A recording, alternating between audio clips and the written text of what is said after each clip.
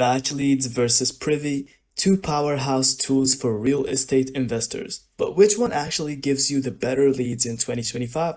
Let's break it down fast. Batchleads is all about data precision.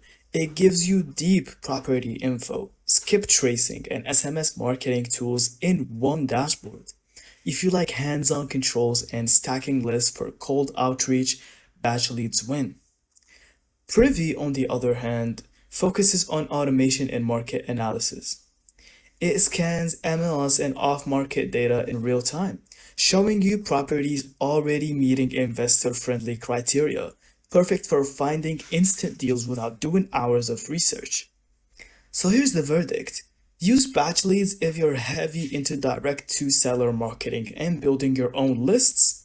Go with Privy if you prefer real-time deal analysis and automation. In short, batch leads is for hustlers, Privy is for analysis, and you get to choose which one fits your style. Thank you so much for watching. I hope you found this video helpful. Don't forget to subscribe to the channel.